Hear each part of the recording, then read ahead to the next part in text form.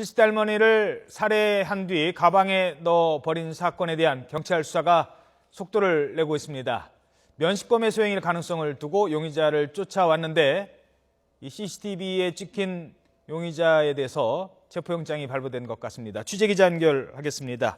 이윤재 기자. 네, 사회부입니다. 자, 일단 그 체포영장 발부됐다는 소식부터 자세한 소식 들어온 거 있으면 전해주시죠. 어떻습니까?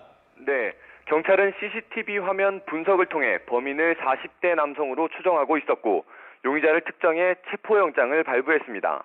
경찰은 할머니가 숨지기 전에 할머니를 만났던 손님이나 지인 가운데 우선순위를 정해 조사를 진행해 왔습니다. CCTV 화면 속 남성과 비슷한 사람이나 범행 동기 등을 중심으로 우선순위를 정하고 수사를 해온 겁니다.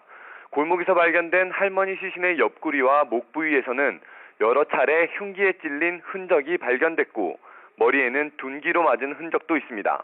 경찰은 범인이 할머니의 소지품에 손을 대지 않은 점을 볼 때 원한 관계에 있는 사람의 범행으로 추정하고 있었습니다.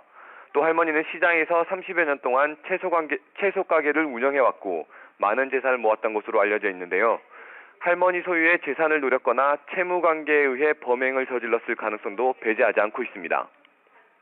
그러니까 평소에 할머니를 잘 아는 사람이었다. 지금 이런 결론을 내린 거죠? 네, 그렇습니다. YTN이 확보한 CCTV에 할머니와 용의자로 추정되는 남성이 함께 걸어가는 장면이 포착됐었는데요. 화면을 보시면 빨간 스웨터를 입은 할머니가 패딩 점퍼를 입은 남성과 함께 걸어가는 모습이 보입니다. 패딩 점퍼 차림의 남성은 할머니의 팔짱을 끼고 골목길 끝까지 걸어가고 있는데요. 나란히 걸어가는 모습이 꽤 다정해 보이기도 합니다.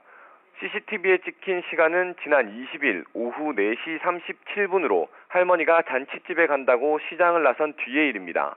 경찰은 이 CCTV에 나온 상황을 종합해 볼 때 할머니를 살해한 용의자가 평소 알고 지낸 사람일 것으로 수사를 해왔고 마침내 체포영장을 발부한 겁니다. 예. 지금 보여드리고 있는 저 화면 말고도 지금 다른 CCTV도 있지 않습니까? 그걸 보면 용의자가 누구인지 더 잘 알 수 있을 것 같은데 어떻습니까? 예, 그렇습니다. 경찰은 이 CCTV 외에도 다른 정황들을 분석해가면서 용의자의 범위를 좁혀왔습니다.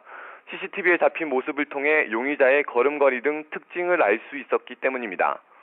YTN이 확보한 CCTV 영상에 용의자로 추정되는 남성이 가방을 끌고 움직이는 모습이 보입니다.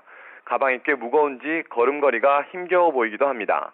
이렇게 가방을 끌고 간 지 얼마 지나지 않아 같은 차림의 남성은 여행 가방을 버리고 빈손으로 걸어갑니다. 약간 다리를 저는 것처럼 걷는 모습을 볼 수 있습니다. 모퉁이를 돌면서 장갑을 버리는 장면도 보이는데 이것도 수사의 단서가 될 수 있을 것으로 보입니다. 또 버스 정류장에서는 아무렇지도 않은 듯 휴대전화로 통화를 하는 장면도 CCTV에 담겼습니다. 경찰은 이런 CCTV 영상 속 남성의 인상착의와 체격, 걸음걸이 등을 바탕으로 범인을 특정해 체포영장을 발부했습니다. 지금까지 사회부에서 YTN 이윤재입니다.